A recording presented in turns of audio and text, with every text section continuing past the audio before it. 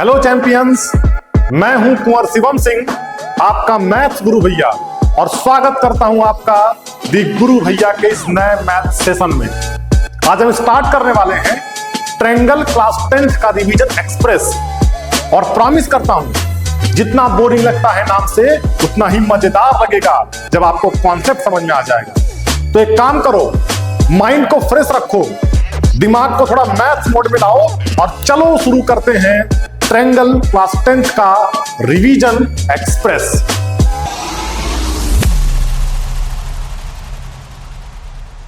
ध्यान दो मेरे प्यारे बच्चों, हम शुरू करेंगे ट्रायंगल क्लास 10th का रिवीजन एक्सप्रेस, और सबसे पहले सबसे इंपॉर्टेंट टॉपिक का डिस्कशन करेंगे, और वो क्या है? Basic proportionality theorem.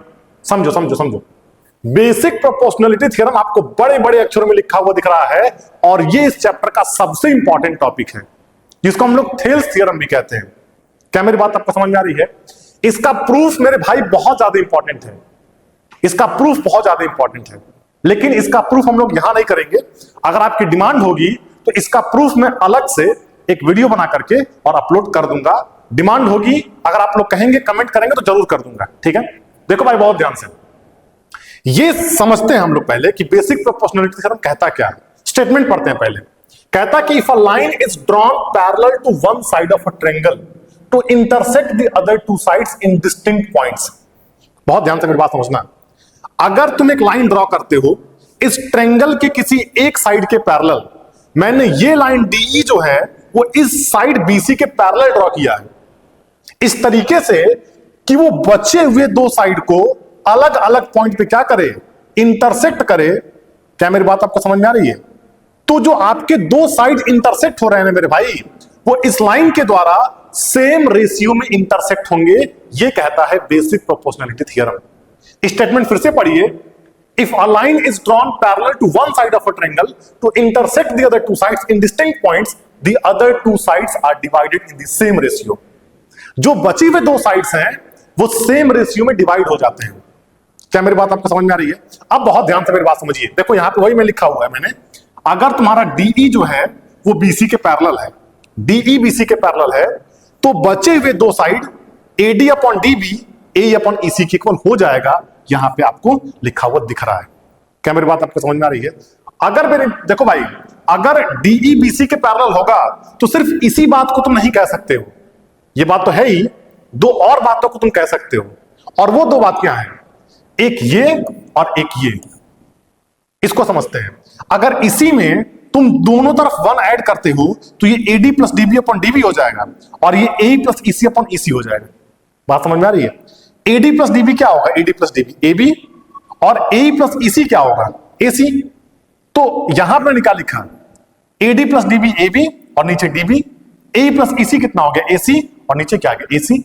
मतलब अगर डीई बीसी के पैरेलल होगा, ठीक है, तो तुम ये कह सकते हो कि AB upon DB equals to AC upon EC। ये भी सही है।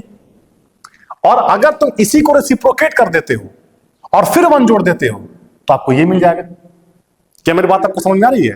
तो अगर DE तुम्हारा BC के पैरेलल होगा तो AD upon DB is equals to A upon EC तो होगा ही होगा। दूसरी बात, AB upon DB is equals to AC upon EC भी होगा। और तीसरी बात, AB upon AD is equals to AC upon AE भी होगा। क्या मेरी बात आपको समझ में आ रही? तो ये क्या है? Basic proportionality theorem. चलिए अब हम लोग क्या करते हैं, बेसिक प्रोपोर्शनलिटी थ्योरम पे एक छोटा सा मेरे भाई क्वेश्चन करते हैं। क्या कह रहा समझो। In triangle ABC PQ parallel to BC, PQ BC के पैरेलल है। अच्छा, अब PQ क्या है? BC के पैरेलल। तुरंत तुम्हारे दिमाग में क्या आना चाहिए कि हाँ, बेसिक प्रोपोर्शनलिटी थ्योरम एक्टिवेट होगा। ठीक है, चलिए बहुत ध्यान से। यहां पे इसने AP को 4 दिया है, AQ को 8 दिया है, और तुम्हारा एक चीज और दिया हुआ है PB, ये 6 दिया हुआ है। तो क्या पूछा? AC। अब AC को फाइंड करने के लिए मुझे QC फाइंड करना पड़ेगा। अगर QC निकल जाएगा तो मैं AC भी निकाल सकता हूं, है कि नहीं? अब क्या करूंगा? अगर PQ BC के पैरेलल है तो बेसिक प्रोपोर्शनलिटी थ्योरम से क्या हो जाएगा? AP upon PB is equals to AQ upon QC। AP upon PB जो है वो AQ अपॉन QC के इक्वल हो गया। AP पता है, PB पता है, AQ पता है, QC निकालना है, क्योंकि QC निकलते ही आपका AC निकल जाएगा। मैंने QC को निकाल लिया, कितना आ गया 12 सेंटीमीटर। अब AC को तुम कैसे निकालोगे, AQ प्लस QC करके। तो AQ प्लस QC, AQ कितना है 8 और QC कितना है 12, तो 8 प्लस 12 कितना आ गया 20, तो AC आपका कितना निकल गया 20 सेंटीमीटर। चेक करो भाई। तो इस तरीके से हम बेसिक प्रोपोर्शनलिटी थ्योरम को अप्लाई कर सकते हैं। चलिए आगे बढ़ेंगे और अपने नेक्स्ट टॉपिक पे हम लोग बात करेंगे, जो कि ट्रायंगल का सेकंड टॉपिक है और ये भी बहुत इंपॉर्टेंट है। इसका भी प्रूफ बहुत ज्यादा पूछता है, तो डिमांड करोगे तो इसका भी हम बना देंगे वीडियो, कोई दिक्कत नहीं है। अब देखो समझो भाई, ये क्या कह रहा है, इसका स्टेटमेंट पढ़ो। ये कहता है if a line divides any two sides of a triangle, अगर कोई लाइन ट्रायंगल के किन्हीं दो साइड को डिवाइड करती है सेम रेशियो में, बात समझ में आ रही है, तो वो लाइन तीसरे साइड के पैरेलल हो जाएगी। देखो अगर एक लाइन DE है, वो इन दो साइड को सेम रेशियो में डिवाइड करती है, तो DE जो है वो BC के पैरेलल होगा। ये कहता है converse of BPT, converse of basic proportionality theorem. बात समझ में आ रही है, बात समझ में आ रही है। देखो बहुत ध्यान से, अगर AD upon DB is equal to AE upon EC है, तो DE BC के पैरेलल होगा। ठीक है, और एक बात समझो, अभी तुम लोग जब बेसिक प्रोपोर्शनलिटी थ्योरम पढ़ रहे थे, तो यहां पे इन दो बातों को भी सीखा है। ठीक है, तो अगर कहीं आपको AB upon AD is equal to AC upon A भी दिखता है, तो भी तुम कह सकते हो कि यहां DE BC के पैरेलल होगा, क्योंकि अगर DE BC के पैरेलल होता तो हम बेसिक प्रोपोर्शनलिटी थ्योरम से ये बात कह पाते हैं। अगर ये बात कह पा रहे हैं, तो कन्वर्स ऑफ BPT आपको ये भी तो दे देगा कि DE BC के पैरेलल होगा। बिल्कुल। अब देखो बहुत ध्यान से, अगर AB upon DB AC upon EC के इक्वल है, तो भी हम कह सकते हैं DE BC के पैरेलल। ये भी क्या है, कन्वर्स ऑफ BPT। बात समझ में आ रही है। तो इन बातों को आपको बहुत अच्छे से ध्यान रखना है मेरे भाई। ठीक है, चलिए तो अब हम करते हैं अपना ये वाला क्वेश्चन। क्या कह रहा है, E and F are points on the side PQ and PR। E और F क्या है, PQ और PR पे कोई दो पॉइंट इस तरीके से दिए गए respectively of triangle PQR। Triangle PQR की बात कर रहा है। For each of the following cases state whether EF parallel to QR। तो आपको ये बताना है कि क्या EF QR के पैरेलल है कि नहीं है। तो अगर पैरेललिज्म आपको दिखाना है ना कि EF QR के पैरेलल है कि नहीं है, तो आपको कन्वर्स ऑफ BPT पे जाना पड़ेगा। बात समझ में आ रही है, आपको कन्वर्स ऑफ BPT के थ्रू ये काम करना पड़ेगा। अब देखो बहुत ध्यान से, हम करेंगे क्या, आपको इंफॉर्मेशन बहुत सफिशिएंट दिया हुआ है। आप PE अपॉन EQ निकालो और PF अपॉन FR निकालो। मैंने PE अपॉन EQ निकाला तो मैंने क्या देखा, ये आ रहा है 1.3, और PF अपॉन FR कितना आ रहा है, पॉइंट से पॉइंट खत्म होगा, और 12 से 2 टाइम और 12 से 3 टाइम, 3/2 यानी कि 1.5 आ गया। क्या तुम देख पा रहे हो कि दोनों इक्वल है कि नहीं, इक्वल नहीं है भाई। ये 1.3 है और ये 1.5 है, कहां इक्वल है, नहीं इक्वल है। तो हम कहेंगे कि EF जो होगा वो QR के पैरेलल नहीं होगा। अगर PE upon EQ PF upon FR की इक्वल आ जाता, तो हम कहते कि कन्वर्स ऑफ BPT से EF जो होगा वो QR के पैरेलल होगा। लेकिन ऐसा तो कुछ हुआ नहीं, और जब ऐसा नहीं कुछ हुआ तो फिर हम कहेंगे कि EF QR के पैरेलल नहीं है। क्या मेरी बात आपको समझ में आ रही है। अब ये क्वेश्चन जो है, ये आपके लिए मैं देता हूं होमवर्क, और इसको करके और मेरे भाई आप करेंगे कमेंट में, इसको कमेंट में करेंगे, इसका जवाब कमेंट में देंगे, कमेंट बॉक्स में आप इसका जवाब दीजिए। ठीक है, मैं चाहता हूं कि आप इसको कमेंट में रिप्लाई करें इसका। ठीक है, बहुत ध्यान से मेरी बात को समझिए। आगे बढ़ेंगे और हम लोग अब अपने नए टॉपिक की बात करेंगे, जो कि क्या है, सिमिलर ट्रायंगल। अब इसको समझो, किन्हीं दो ट्रायंगल को सिमिलर कब कह सकते हैं मेरे भाई, किन्हीं दो ट्रायंगल को सिमिलर तब कह सकते हैं जब उन दो ट्रायंगल के करस्पॉन्डिंग एंगल्स और करस्पॉन्डिंग साइड्स के रेशियो सेम हो जाए। समझो क्या कह रहा है, triangle ABC, triangle DEF are said to be similar if their corresponding angles are equal and corresponding sides are proportional। ठीक है, देखो यहां पे इसने क्या बोला है, A D के बराबर, B E के बराबर, C F के बराबर। ठीक है, उसके बाद से क्या बोला है, AB upon DE is equals to BC upon EF is equals to AC upon DF। Check करो, ये यहां पे कह दिया, यहां पे कह दिया। तो अगर किन्हीं दो ट्रायंगल को आपको सिमिलर करना है, तो आपके पास 6 इंफॉर्मेशन होना चाहिए, 3 एंगल्स के रिगार्डिंग और 3 साइड्स के रिगार्डिंग। बात समझ में आ रही है। तो अगर ये 6 इंफॉर्मेशन आप दिखा पाते हो, तो हम क्या कहेंगे कि ट्रायंगल ABC, और मेरी बात समझो, जब मैं ट्रायंगल ABC को सिमिलर दिखाता हूं तो किस ट्रायंगल को दिखाऊंगा? DEF कहूंगा कि EFD कहूंगा कि FDE कहूंगा? इसमें लॉजिक है। अगर ABC सिमिलर है तो किस ट्रायंगल के है? एंगल A किसके इक्वल है? एंगल A एंगल D के इक्वल है। तो अगर यहां पे आपने एंगल A से शुरुआत की है तो यहां पे एंगल D से शुरुआत करोगे। बात समझ में आ रही है? तो यहां पे ट्रायंगल D और B किसके इक्वल था? E के, तो D के बाद क्या लिखोगे? E। और C किसके इक्वल था? F के, तो E के बाद क्या लिखोगे? F। तो ट्रायंगल DEF होगा। क्या मेरी बात आपको समझ में आ रही है? तो जो आपका ट्रायंगल ABC होगा वो सिमिलर होगा ट्रायंगल DEF के। क्या मेरी बात आपको समझ में आ गई कि नहीं आ गई? बिल्कुल आ गई। तो हम दो ट्रायंगल को सिमिलर कब कहेंगे मेरे भाई? हम दो ट्रायंगल को सिमिलर तब कहेंगे जब करस्पॉन्डिंग एंगल्स और करस्पॉन्डिंग साइड्स प्रोपोर्शनल होंगे और करस्पॉन्डिंग एंगल्स इक्वल होंगे। ठीक है भाई, चलिए आगे बढ़ेंगे। और यहां पे देखो, अगर ये चीज आपको गिवन है, अगर ये दिया हुआ है, अगर ट्रायंगल ABC ट्रायंगल DEF के सिमिलर दिया हुआ है, तो यहां से क्या आप डिकोड कर सकते हो? यहां से ये बातें आप डिकोड कर सकते हो। किस तरीके से? एंगल A एंगल D के equal, angle B angle E के इक्वल और एंगल C एंगल F के इक्वल। इस तरीके से आप लिख सकते हो। इसके लिखने का बड़ा मतलब होता है भाई, आप कैसे भी नहीं लिख सकते हो।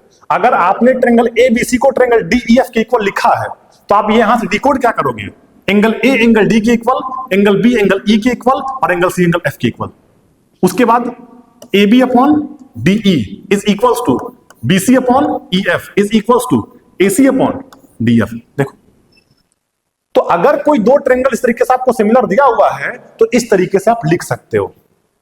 बात समझ में आ रही है? तो ये एक इंपॉर्टेंट चीज है आपके लिए। नेक्स्ट हम बात करेंगे, हाँ अब हम शुरुआत करेंगे मेरे भाई criteria for similarity of triangle. हम ट्रायंगल्स के सिमिलरिटी की क्राइटेरिया डिस्कस करने वाले हैं। ये क्यों मतलब है डिस्कस करने का? अच्छा, अभी आपको अगर किन्हीं दो ट्रायंगल को सिमिलर दिखाना था तो आपने क्या किया?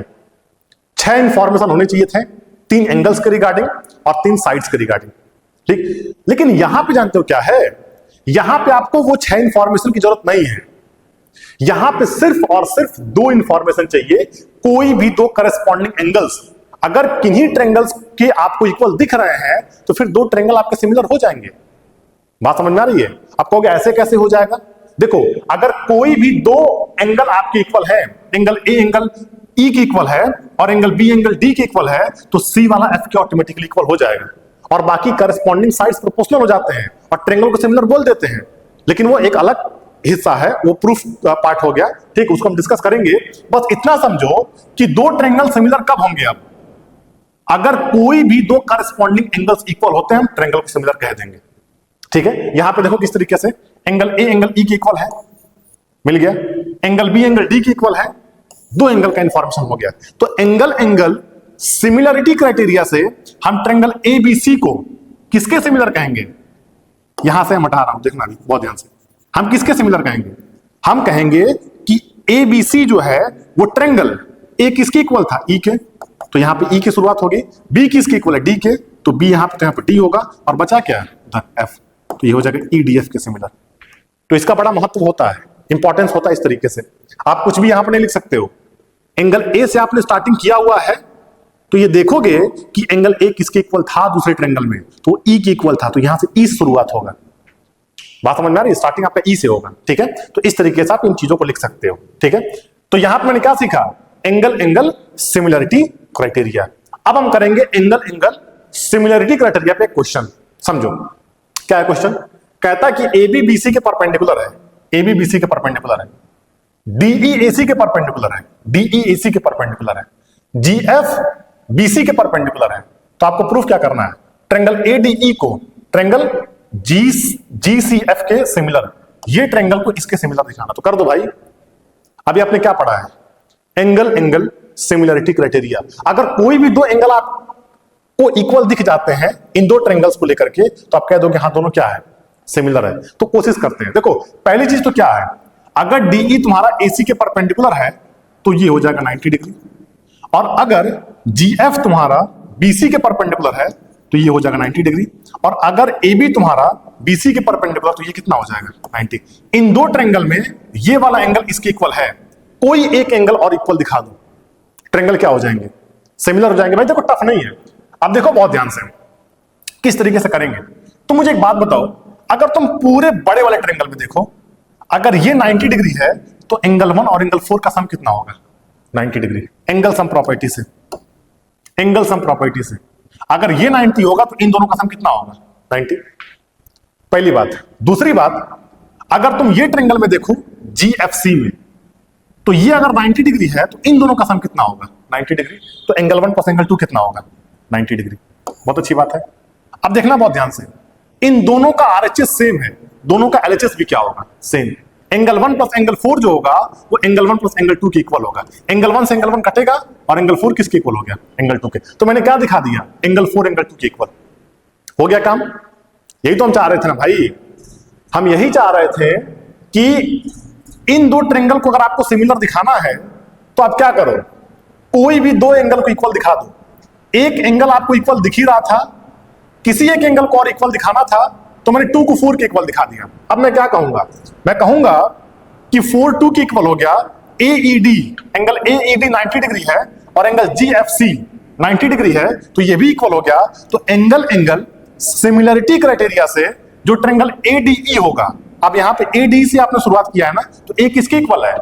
G के। तो यहां G से आप स्टार्टिंग करोगे और A से तुम D गए हो तो G से कहां जाओगे? C और फिर F, तो GCF क्या हो जाएगा? सिमिलर। क्या मेरी बात आपको समझ में आ रही है? तो ये क्वेश्चन डन है। ठीक है भाई। नेक्स्ट बात करेंगे हम लोग side angle side similarity criteria पे। अब ये क्या होता है इसको समझो।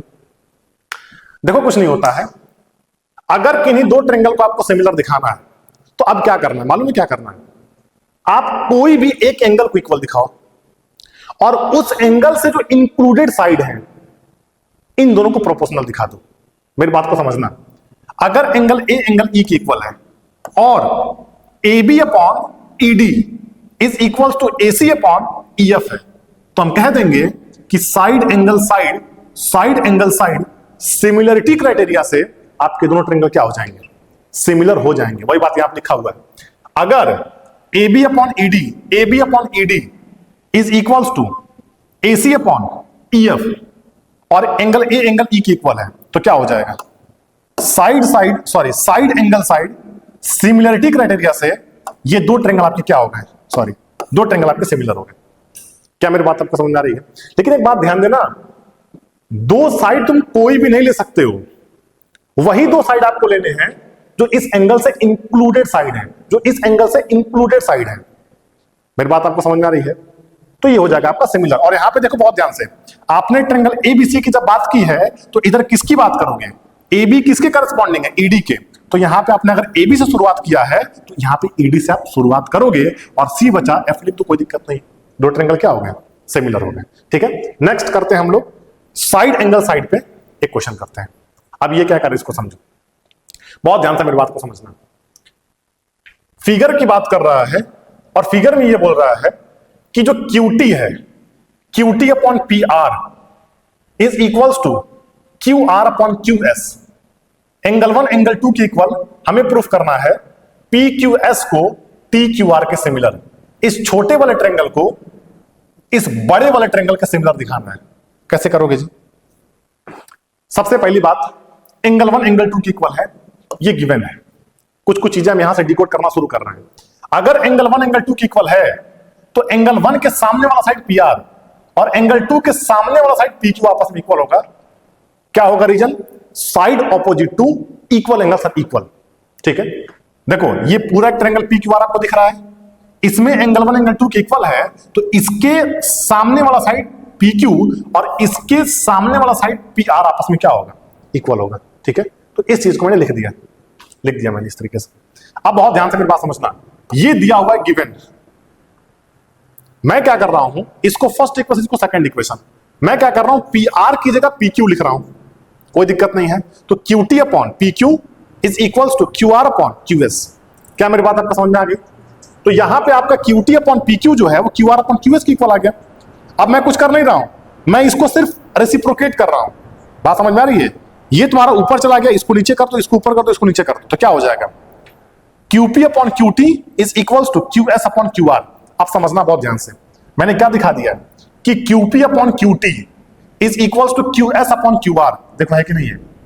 और ये छोटे वाले ट्रेंगल में एंगल 1 और बड़े वाले ट्रेंगल में एंगल 1 कॉमन एंगल है।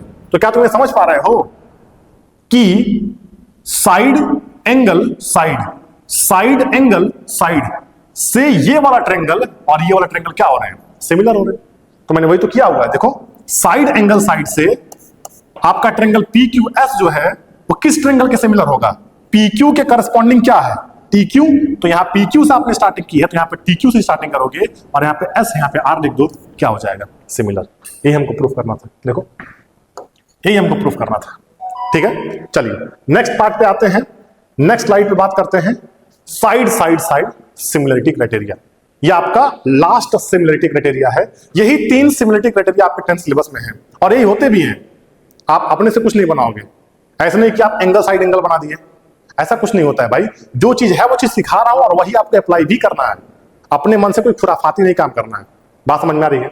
अब देखो बहुत ध्यान से, ये साइड सिमिलरिटी क्राइटेरिया क्या कहता है, अगर कोई दो ट्रेंगल को सिमिलर होना है तो करस्पॉन्डिंग साइड्स को प्रोपोर्शनल होना पड़ेगा, करस्पॉन्डिंग साइड्स के रेशियो को सेम होना पड़ेगा।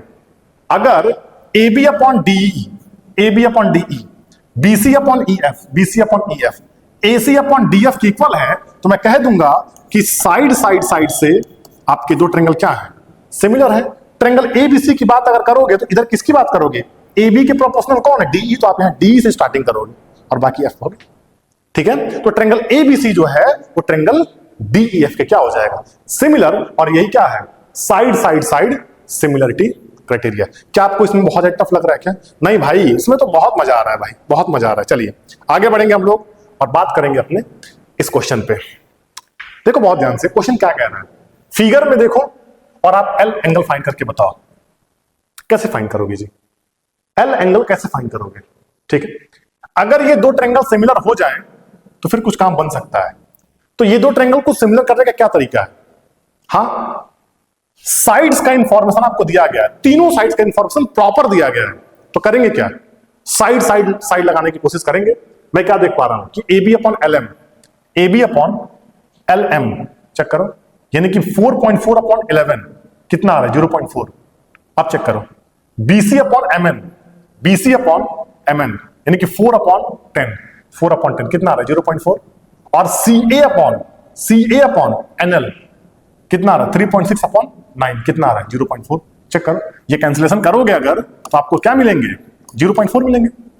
और देखो तीनों सेम आ रहा है, 0.4। तो क्या कह सकता हूं मैं कह सकता हूं कि अगर AB upon LM, BC upon MN और CA अपॉन NL के इक्वल है तो साइड से आपके दो ट्रेंगल क्या हो जाएंगे, सिमिलर। ट्रेंगल ABC जो होगा वो किसके सिमिलर होगा, AB के करस्पॉन्डिंग LM है, यहां पे LM से शुरुआत करेंगे और बाकी N को लिख देंगे।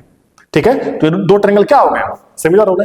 अगर ये दो ट्रेंगल मेरे भाई सिमिलर हो गए तो फिर क्या होगा, एंगल A एंगल L के इक्वल हो जाएगा। देखो मैंने कहा हुआ है ना कि अगर ये दो ट्रेंगल सिमिलर होंगे तो एंगल A एंगल L के equal, angle B angle M के इक्वल और एंगल C एंगल N के इक्वल। अभी एंगल A एंगल L के इक्वल है। और एंगल A को तुम कैसे निकाल सकते हो, एंगल सम प्रॉपर्टी से 180 डिग्री माइनस दिस करोगे तो कितना आ जाएगा, 60। तो एंगल L कितना आ गया, 60 डिग्री आ गया। चलिए, तो ये बहुत आसान सवाल था, बहुत आसान क्वेश्चन था। बात करते हैं अपने अगले टॉपिक में। ये इंपॉर्टेंट रिजल्ट है। क्या कह रहा है समझो, ये कह रहा है कि जो ratio of perimeter of similar triangle होगा वो रेशियो ऑफ करस्पॉन्डिंग साइड के इक्वल होगा। बहुत अच्छी बात कह दी इसने। देखो इससे क्वेश्चन बनते हैं आपके एग्जाम में, अगर बहुत ध्यान से मेरी बात को समझो तो कहता है कि ट्रेंगल ABC और अगर ट्रेंगल DEF सिमिलर है तो जो इस ट्रेंगल का पेरीमीटर होगा उसका रेशियो इस ट्रेंगल के पेरीमीटर के साथ इन दोनों के करस्पॉन्डिंग साइड्स के रेशियो के इक्वल होगा। बहुत मजेदार चीज है, देखो बहुत ध्यान से, बहुत आपका काम आसान कर देगा। ठीक है, कभी कभी कोई क्वेश्चन ऐसा आता है दिमाग नहीं काम करता, क्या करेंगे, ये कॉन्सेप्ट नहीं जानो तो कैसे करोगे मेरे भाई। अब देखो बहुत ध्यान से, ये दो ट्रेंगल सिमिलर है तो perimeter of triangle this upon perimeter of triangle this क्या हो जाएगा, AB upon DE is equals to BC upon EF is equals to AC upon DF। ठीक है, तो ये कुछ क्वेश्चन को सॉल्व करने में आपको मदद करेगा। अभी ये क्वेश्चन कर लेंगे इसमें हम लोग, ठीक है, जो आपको समझ में आ जाएगा। आगे बढ़ेंगे, यहां पे क्या कह रहा है समझो, यहां पे ये कह रहा है कि अगर कोई दो ट्रेंगल सिमिलर हैं तो जो इनके मीडियंस और एल्टीट्यूड का रेशियो होगा वो करस्पॉन्डिंग साइड्स के रेशियो के इक्वल होगा। अगर AM आपका मीडियन है और DN आपका मीडियन है, AM ABC का मीडियन है और DN DEF का मीडियन है, अगर दो ट्रायंगल आपके सिमिलर हैं इस तरीके से, तो AM अपॉन DN जो होगा वो AB upon DE, BC upon EF और AC अपॉन DF के इक्वल होगा। चेक करो। और अगर AM और DN आपके एल्टीट्यूड्स भी हैं तो भी कोई दिक्कत नहीं है। AM अपॉन DN जो होगा वो AB upon DE, BC upon EF और AC अपॉन DF के इक्वल होगा। क्या मेरी बात आपको समझ में आ रही है? तो ये दो चीज आपको समझना है, ठीक है। बाकी सब कुछ समझना था, लेकिन ये आपके कुछ इंपॉर्टेंट रिजल्ट हैं जो आपको आने चाहिए। इस तरीके के क्वेश्चन जो आते हैं ना मेरे भाई, वो 1 मार्क्स में आते हैं, 1 मार्क्स में, और तुरंत आपको करते आना चाहिए। चलिए आगे बढ़ेंगे और बात करते हैं क्वेश्चन पे। क्या कह रहे समझे? ट्रायंगल ABC ट्रायंगल DEF के सिमिलर है। AB आपको 4 सेंटीमीटर दिया है, BC 3.5 दिया है, CA 2.5 दिया है और DF 7.5 दिया। क्या करोगे? पूछा क्या है? पेरीमीटर ऑफ ट्रायंगल DEF, ये आपसे पूछा है, तो क्या करोगे? अरे कुछ मत करो भाई, अभी पढ़ के आ रहे हैं ना कि अगर दो ट्रायंगल सिमिलर हैं तो उनके पेरीमीटर का जो रेशियो होगा वो उनके करस्पॉन्डिंग साइड्स के रेशियो के इक्वल होगा, है कि नहीं? अब देखो ABC का पेरीमीटर कितना होगा? AB plus BC plus CA, सबको पता है। अगर ट्रायंगल ABC की बात करोगे तो AB plus BC plus CA, ये क्या हो गया उसका पेरीमीटर? पेरीमीटर होता क्या है? किसी ट्रायंगल का पेरीमीटर क्या होता है? उस ट्रायंगल के तीनों साइड का सम, है कि नहीं? तो तीनों साइड का मैंने सम कर दिया और नीचे कितना आ गया? पेरीमीटर ऑफ ट्रायंगल DEF, जो कि मुझे निकालना है। और अगर बहुत ध्यान से देखो तो AB अगर आपको दिया है क्या? हाँ, AB दिया हुआ है, तो DE नहीं दिया हुआ है, तो हम इसको नहीं ले सकते हैं। BC गिवन है तो आपको EF नहीं गिवन है, इसको नहीं ले सकते हैं। AC गिवन है क्या? हाँ, AC गिवन है। DF गिवन है क्या? हाँ, गिवन है, तो इसके साथ काम चलाएंगे अपना, ठीक है। तो इसको करेंगे इसके इक्वल है। AB आपको गिवन है 4 रखा, BC गिवन है 3.5 रखा, CA गिवन है 2.5 रखा, इसको कैलकुलेट करना है। AC कितना आ जाएगा तुम्हारा? AC चेक करो 2.5 और DF कितना है? 7.5। डेसिमल से डेसिमल खत्म, क्योंकि प्लेसेस आपकी इक्वल हैं, ठीक है। और फिर इसको कैंसिलेशन करो 25 से, तो कितना हो जाएगा? ये 3 टाइम्स कैंसिल होगा, तो ये जोड़ के कितना आ जाएगा? इसका एडिशन कितना होगा? 10 upon perimeter of triangle DEF, और ये कितना आ जाएगा? 1/3 क्रॉस मल्टीप्लाई करने पे कितना आ जाएगा? 30 सेंटीमीटर, ठीक है। तो पेरीमीटर ऑफ ट्रायंगल DEF कितना आ गया? 30 सेंटीमीटर, ठीक है मेरे भाई। नोट करिए, इसको नोट करिए।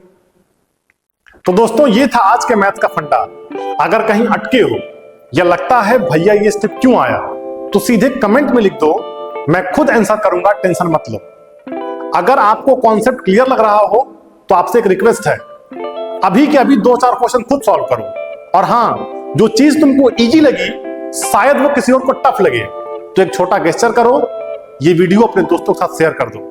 मैं हूं शिवम भैया, मिलते हैं अपने अगले सेशन में एक नए ट्रिक के साथ। तब तक प्रैक्टिस करते रहो और मैथमेटिक्स दोस्ती बनाते रहो। Thank you.